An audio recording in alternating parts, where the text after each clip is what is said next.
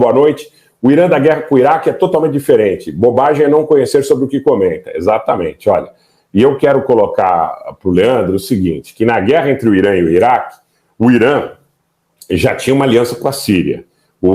Na maior parte do tempo ali, os iranianos e os sírios estiveram par e passo nessa guerra contra o Iraque, o governo sírio e o governo iraquiano, ambos serem do Partido Baas, do Partido Renascença Árabe, partido laico, fundado por cristãos, uma das figuras mais importantes na fundação do Partido Baas, o Michel Aflaq, lá no começo do século XX, mas a orientação do Iraque, comandado por um sunita, Saddam Hussein al-Tikrit, e da Síria, comandada por um alauíta, do ramo xiita, o pai do Bashar, o Hafez, colocou Irã e Síria do mesmo lado, desde aquele tempo. E o Iraque do Saddam Hussein recebeu, na maior parte do tempo, apoio dos países do Conselho de Cooperação do Golfo, comandados por Riad e por Kuwait City, por Arábia Saudita e Kuwait. Quando Saddam, em agosto de 1990, se não me falha a memória, 2 de agosto de 1990, invadiu o Kuwait, conversando com a embaixadora dos Estados Unidos, Gillespie, em Bagdá, que disse a ele que os Estados Unidos não tinham opinião sobre conflitos entre árabes, e ao invés dos postos de petróleo da fronteira, que ele inicialmente almejava, ele entrou dentro do Kuwait com a guarda republicana, com os T-72, tomou o Kuwait, aí os países do Conselho de Cooperação do Golfo se voltaram contra Saddam Hussein. Aí o Donald Rumsfeld, que estava, inclusive foi fotografado ao lado do Saddam Hussein durante a guerra com o Irã, acho que em 1982, se não me falha a memória, época mais ou menos que teve também, um pouco antes, o ex-governador de São Paulo, Paulo Salim Maluf, vendendo Passat para o Iraque, né? Em Bagdá, que também tem uma foto icônica. Aí eles se voltaram contra Saddam. Eles invadiram o Iraque, não só em 1991, como depois de 12 anos em 2003, depois de muito embargo, o Iraque empobrecido e tudo mais, levaram Saddam Hussein a um julgamento absolutamente artificial e o Saddam Hussein foi enforcado. Mas aquele Irã, Leandro, aquele Irã era um Irã que vinha da Revolução Islâmica de 1979, que depois o Shah Reza Pahlavi, que era aliado dos Estados Unidos e de Israel. Aquele Irã era um Irã que estava fragilizado. Era um Irã que não tinha peça de reposição para os seus aviões, que não tinha constituído ainda uma relação geopolítica consistente com nenhum aliado, né? E que vai constituir, a priori, num primeiro momento, uma relação mais estreita com o governo sírio, mas havia problemas para que o governo sírio pudesse apoiar o Irã, porque você tem o território do Iraque entre os dois, então era difícil que os suprimentos de Damasco, a parte de Damasco também naquele momento não tem muitos meios, não havia descoberta de petróleo na Síria naquele momento, a Síria era muito dependente da importação de petróleo e de gás. Quer dizer, o petróleo e o gás na Síria, principalmente na região de Deir ez-Zor, são um fenômeno de muitos anos mais tarde, muitos anos depois. Então, o Saddam Hussein, quando lutou com o Iraque, com o Irã era um Irã diferente do que é hoje. Hoje o Irã tem uma capacidade missilística absolutamente diferenciada, sob o ponto de vista do Irã, que enfrentou o Iraque, apoiado pelo Conselho de Cooperação do Golfo, apoiado, de certa forma, pela França, de certa forma, um pouco mais discreta pelos Estados Unidos, que na realidade apoiavam os dois, porque tem o escândalo Irã-Contras depois também, quando os Estados Unidos mandaram peças de reposição dos F-5 lá numa complexa situação que envolveu também o caso dos Contras na Nicarágua e tudo mais, é uma coisa mais complexa, demandaria uma live aqui para mim entrar no detalhe com vocês, tá? Só que esse Irã hoje é uma potência regional respeitável. Esse Irã hoje é uma potência responsável por uma capacidade missilística que não era na ocasião. Tá?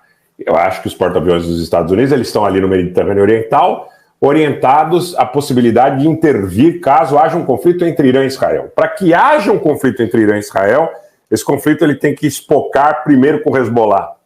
Ele tem que espocar, e aqui eu vou fazer até alguns cenários um pouco mais dramáticos. Por exemplo, Israel, abrindo um conflito com o Hezbollah de maior envergadura, de maior monta, pode atacar objetivos estratégicos na Síria, ligados ao próprio presidente Bashar al-Assad, ao Palácio Presidencial em Damasco.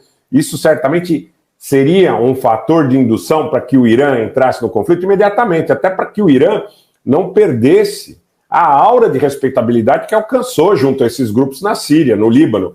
Quer dizer, se o Assad for atacado, se a estrutura síria mais duramente for atacada, estrutura, inclusive, sob o aspecto da infraestrutura material e dos signos de poder, aí provavelmente o Irã tem que atacar Israel, ato contínuo. Nesse caso, os Estados Unidos, e eu acho que a ida do Biden tem muito mais a ver com isso e com o suporte político, porque tem outro lado também, né? Tem a ver com esse aspecto e tem a ver também com que se começa uma incursão terrestre na faixa de Gaza e a gente começa a ver essas imagens, como essas imagens que apareceram ontem, de milhares de pessoas mortas, crianças, mulheres, idosos e tudo mais, você vai ter uma pressão política monstruosa no mundo para coibir esse tipo de ação. Já começam a aparecer rumores que o presidente Biden teria falado em perdoar a dívida do Egito se o Egito permitir que haja o êxodo de 2.300.000 palestinos em direção ao Sinaí, o que seria uma limpeza étnica sem precedentes. 150.000 armênios, limpeza étnica de Nagorno-Karabakh e, eventualmente, 2.300.000 em direção ao Sinaí. Aí já começaram especulações. O Biden falou para o Sisi que ele perdoa a dívida do Egito se o Egito deixar que esses palestinos entrem no seu território. Seria a reocupação israelense de Gaza. Aí muita gente diz, isso pode acontecer por causa do petróleo e do gás. Aí você vê que o governo da Jordânia já responde, opa, se estiverem pensando em fazer o mesmo com os palestinos que estão na Cisjordânia, é uma declaração de guerra. Porque o reino hashemita da Jordânia tem 80% de população palestina, a elite hashemita é minoritária, e se você tiver um ingresso adicional de mais 4 milhões de palestinos, né, o país é a Palestina. Você entende? Então, quer dizer, há esse risco. Há esse risco político, há o fator do risco político. Então, eu acho que a ida do Biden tem esses dois aspectos. Primeiro, dizer para o Netanyahu, olha, nós estamos com vocês, se vocês optarem por uma incursão terrestre, o mundo pode espernear, mas nós vamos continuar sustentando vocês, vai que eu seguro. É aquele amigo mais forte que fala para o amigo que entrou numa briga e que vê a perspectiva de a coisa se complicar, vai que eu estou aqui, né? Pode ir lá que eu estou aqui. Tem esse lado. E tem um lado que provavelmente também ele foi falar com os israelenses a respeito do Irã. Quando eu vi as coisas acontecendo, a primeira impressão que eu tive foi, o objetivo é o Irã. Porque o Irã se aproxima de Riad, se aproxima da Arábia Saudita, a Síria volta para a Liga Árabe. Opa, quem está organizando tudo isso? A China.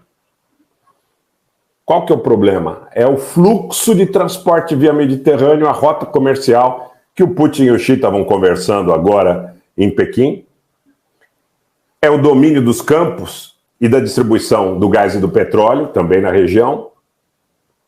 E então parece que essa ação de Israel, ela vem no tempo em que se disputa toda essa precedência em relação ao controle da rota comercial e do fluxo também, e da presença física em relação a onde estão as fontes de petróleo e gás, as fontes de energia.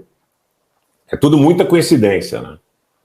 Eu acho que o Biden foi para lá para isso. Primeiro para dizer para o amigo, vai que eu seguro, podem espernear, podem reclamar, pode ter manifestação no Capitólio, pode ter manifestação em Londres, pode ter manifestação em Barcelona, mas vai que eu seguro. Vai que eu seguro. E o outro ponto é a possível entrada do Irã. Porque ele pode dizer, vai que eu seguro do seu ponto de vista político, Nações Unidas, OMS, mídia, BBC, Fox, CNN, ABC, etc, etc, né? Mídia europeia e tudo mais, União Europeia, Parlamento Europeu, mas vão ter que gastar muito dinheiro. E o outro é a questão do Irã, que é a questão material.